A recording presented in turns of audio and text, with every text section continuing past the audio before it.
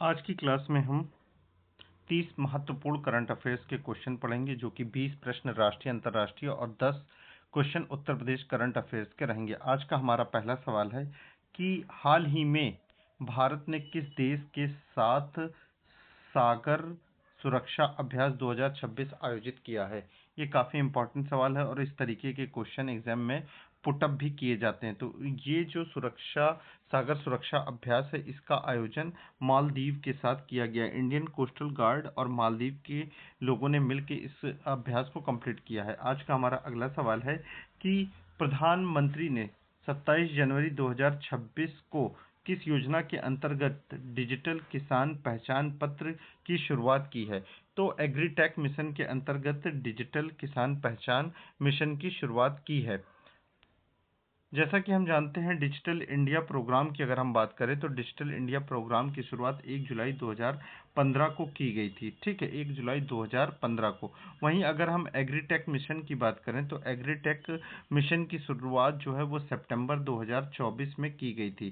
सितंबर 2024 में। वहीं अगर हम किसान क्रेडिट कार्ड की बात करें तो किसान क्रेडिट कार्ड की शुरुआत जो है वो वर्ष 1998 में की गई थी।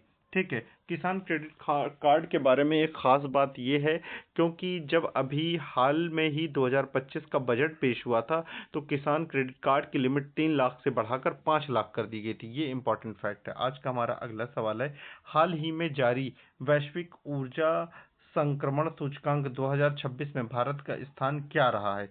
ये काफ़ी इंपॉर्टेंट सवाल है और एग्जाम में ये अक्सर ही पूछा जाता है और पूछे भी जाते हैं। तो इसका जवाब है, भारत का जो स्थान है वो 63। तो इसका जवाब जो है वो 63 प्लेस रहा है। आज का हमारा अगला सवाल है, एक एक क्वेश्चन और इसी में कर लेते हैं कि वैश्विक ऊर्जा संक्रमण सूचकांक 2026, मतलब वैश्विक ऊर्जा संक्रमण सूचकांक को जारी कौन करता है। तो वर्ल्ड इकोनॉमिक फोरम इसको जारी करता है। वर्ल्ड इकोनॉमिक फोरम का हेडक्वार्टर स्विट्जरलैंड के दावोस में है। आज का हमारा अगला सवाल है कि जनवरी 2026 में किस राज्य ने ग्रीन हाइड्रोजन नीति को लागू किया है। ये इंपॉर्टेंट सवाल है। तो ग्रीन हाइड्रोजन नीति को लागू करने वाला जो राज्य है वो गुजरात है। आज का हमारा अगला सवाल है कि हाल ही में किसे भारतीय अंतरिक्ष अनुसंधान संगठन इसरो का नया अध्यक्ष नियुक्त किया गया है।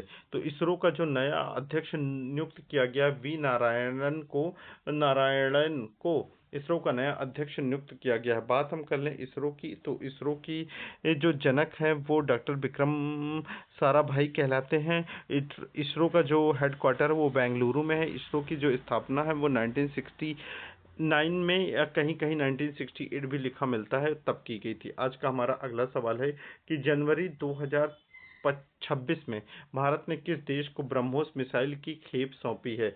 ये काफ़ी इंपॉर्टेंट सवाल है और ये कई बार एग्जाम में पूछा गया है। जनवरी 2026 में भारत ने फिलीपींस को ब्रह्मोस मिसाइल की खेप सौंपी है। ब्रह्मोस मिसाइल का जो निर्माण है वो रशिया और इंडिया ने मिलकर किया है।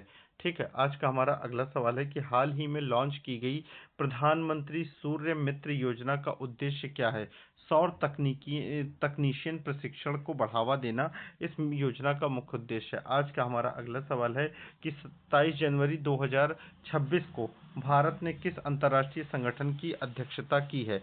तो भारत ने जो है वो ISA की अध्यक्षता की है। अगर हम बात G20 की करें तो G20 की जो स्थापना है वो वर्ष 1999 में की थी।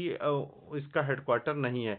अगर हम वही SCO की बात करें तो SCO की जो स्थापना है वो 15 जून 2001 को हुई थी और इसका हेडक्वार्टर बीजिंग में है। अगर हम बिम्स्टेक की बात करें तो बिम्स्टेक की स्थापना जो है वो वर्ष 1997 में की गई थी और इसका जो हेडक्वार्टर है वो ढाका बांग्लादेश में है।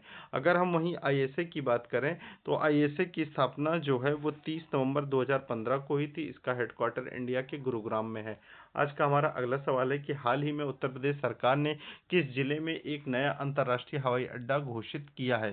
तो हवाई अड्डा जो है जेवर नोएडा में है, यहाँ पर भी है, वाराणसी में भी है हवाई अड्डा, अयोध्या के अंदर भी एक हवाई अड्डा है। और ये एकदम लेटेस्ट की बात चल रही है। ठीक है, तो लेटेस्ट में अयोध्या में ही घोषित हुआ है अंतर्राष्ट्रीय हवाई अड्डा। ठीक है। आज का हमारा अगला सवाल है कि 10 जनवरी 2026 में भारत की पहली ब्लू इकोनॉमी नीति किस मंत्रालय द्वारा जारी की गई? ये इंपॉर्टेंट सवाल है। ब्लू इकोनॉमी पॉलिसी जो कि ओशन से रिलेटेड है, इसमें कई बार सवाल पूछा गया है। तो ये पृथ्वी विज्ञान मंत्रालय के द्वारा इसको जारी किया गया, पृथ्वी विज्ञान मंत्रालय। आज का हमारा अगला सवाल है कि हाल ही में भारतीय शहर को यूनेस्को क्रिएटिविटी सिटी नेटवर्क के रूप में शामिल किया गया। तो ये वाराणसी को शामिल किया गया है। ठीक है। आज का हमारा नेक्स्ट क्वेश्चन है कि जनवरी 2026 में राष्ट्रीय स्टार्टअप पुरस्कार किस क्षेत्र को दिया गया है? तो जनवरी 2026 में जो राष्ट्रीय स्टार्टअप पुरस्कार है वो क्लीन एनर्जी की फील्ड के लिए दिया गया है। आज का हमारा अगला सवाल है कि हाल ही में किस नदी को राष्ट्रीय जलमार्ग 1 से जोड़ा गया है? तो गंगा नदी को राष्ट्रीय जलमार्ग 1 से जोड़ा गया है। हम नदियों को बारे में देख लेते हैं। यमुना का उद्गम जो है वो यमुनोत्री नदी से होता है और ये यमुना नदी जो है वो गंगा की सबसे बड़ी सहायक नदी है। गंगा का उद्गम जो है गंगोत्री से होता है। ब्रह्मपुत्र का उद्गम जो है आंगसी ग्लेशियर चेमायुंगडुंग, ठीक है, ये कैलाश पर्वत श्रेणी मानसरोवर से होता है। गोदावरी का उद्गम जो है वो नासिक के त्र्यंबकेश्वर से होता है। आज का हमारा अगला सवाल है 27 जनवरी 2026 को किस देश ने भारत के साथ मुक्त व्यापार समझौते पर हस्ताक्षर पूरी किए हैं? तो यूके ने ऐसा किया है। ठीक है। आज का हमारा अगला सवाल है कि हाल ही में वन नेशन वन चुनाव समिति के अध्यक्ष कौन हैं? ये एक इम्पॉर्टेंट सवाल है। ये जिस समय समिति बनी थी वन नेशन वन इलेक्शन के लिए, तो इसके जो अध्यक्ष बनाए गए थे वो रामनाथ कोविंद बनाए गए थे। आज का हमारा अगला सवाल है कि जनवरी 2026 में भारत का पहला एआई आधारित न्यायालय किस राज्य में शुरू किया गया? ये इम्पोर्टेंट सवाल है। पहला एआई न्यायालय जो है वो केरल राज्य में शुरू किया गया है। आज का हमारा अगला सवाल है कि हाल ही में किस खेल को खेलो इंडिया यूथ गेम्स 2026 में शामिल किया गया है? तो योगा आसन को शामिल किया गया है। आज का हमारा नेक्स्ट क्वेश्चन है कि जनवरी 2026 में आरबीआई ने किस नई डिजिटल सुविधा की शुरुआत की है? तो यूपीआई लाइट एक्स की शुरुआत की है। आरबीआई की स्थापना 1935 में आरबीआई एक्ट 1934 के द्वारा की गई थी। उतनी समय आरबीआई का हेडक्वार्टर कलकत्ता में था, लेकिन वर्ष 1937 में इसके हेडक्वार्टर को ट्रांसफर करके मुंबई कर दिया गया और वर्तमान में इसका हेडक्वार्टर मुंबई में ही है। आरबीआई का राष्ट्रीयकरण वर्ष 1949 में किया गया। आज का हमारा अगला सवाल है कि हाल ही में किस राज्य ने सबसे अधिक अमृत सरोवर विकसित किए हैं? तो उत्तर प्रदेश राज्य ने सबसे अधिक अमृत सरोवर विकसित किए हैं। आज का हमारा नेक्स्ट क्वेश्चन है कि 27 जनवरी 2026 को भारत का कौन सा मिशन चंद्रमा के दक्षिणी ध्रुव से संबंधित है? तो चंद्रयान 4 जो है वो क्या कहते हैं दक्षिणी ध्रुव से संबंधित मिशन है। अब हम उत्तर प्रदेश के करंट अफेयर को देखेंगे। हाल ही में उत्तर प्रदेश सरकार ने किस जिले में एआई आधारित स्मार्ट सिटी कंट्रोल रूम की शुरुआत की है? तो ये कानपुर में की गई है। ठीक है। ये कानपुर में ए बी सी ऑप्शन नहीं है इसमें। एआई आधारित स्मार्ट, इसकी शुरुआत जो है वो कानपुर में नहीं लखनऊ में की गई है। ठीक है, एक मिनट, इसकी शुरुआत लखनऊ में की गई है। आज का हमारा अगला सवाल है कि जनवरी 2026 में उत्तर प्रदेश का कौन सा जिला वन डिस्ट्रिक्ट वन प्रोडक्ट में प्रथम स्थान पर रहा? इसमें भी 3 ही ऑप्शन दे रखे हैं। तो वन डिस्ट्रिक्ट वन प्रोडक्ट में सबसे ज़्यादा वाराणसी में की चीज़ें वस्तुएं शामिल है। आज का हमारा अगला सवाल है हाल ही में उत्तर प्रदेश में कौन सा नया एक्सप्रेसवे पूर्ण रूप से चालू हुआ? गंगा एक्सप्रेसवे पूर्ण रूप से चालू कर दिया गया। आज का हमारा नेक्स्ट क्वेश्चन है कि जनवरी 2026 में उत्तर प्रदेश सरकार ने किस योजना के अंतर्गत डिजिटल राशन कार्ड लागू किया था? तो डिजिटल कार्ड राशन को लागू किया एक राष्ट्र एक राशन कार्ड योजना के अंतर्गत। वहीं हम अंत्योदय योजना की बात कर लें तो इसकी शुरुआत 25 दिसंबर सन 2000 को हुई थी। वहीं दीनदयाल उपाध्याय अंत्योदय योजना की शुरुआत 25 सितंबर 2014 को हुई थी। एक राष्ट्र एक राशन कार्ड 1 जनवरी 2020 को चालू हुआ था। नेशनल फूड सिक्योरिटी एक्ट, जिसे हम NFSA कहते हैं, इसका आरंभ 10 सितंबर 2013 से हुआ था। प्रधानमंत्री गरीब कल्याण योजना, इसकी शुरुआत वर्ष कोविड के समय 2020 में की गई थी। ठीक है, आज का हमारा अगला सवाल है कि हाल ही में उत्तर प्रदेश का कौन सा शहर ग्लोबल इन्वेस्टर समिट 2026 की मेजबानी करेगा?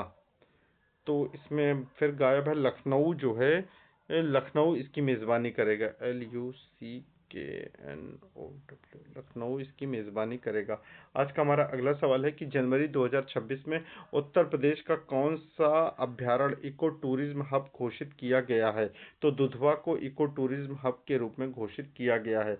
आज का हमारा नेक्स्ट क्वेश्चन है, हाल ही में उत्तर प्रदेश सरकार ने किस नदी को पुनर्जीवित करने हेतु, ये कई बार हम लोग पढ़ चुके हैं, इस गोमती इसका आंसर है। गोमती नदी का उद्गम पीलीभीत के फुलहर झील से होता है। ठीक है, गंगा का उद्गम गंगोत्री से, यमुना का उद्गम यमुनोत्री से होता है। आज का हमारा नेक्स्ट क्वेश्चन है कि जनवरी 2026 में उत्तर प्रदेश पुलिस ने किस तकनीकी को अपराध नियंत्रण हेतु लागू किया है? तो इसमें जिस तकनीक को लागू किया गया वो फेस रिकॉग्निशन सिस्टम को लागू किया गया है, AI आधारित होगा।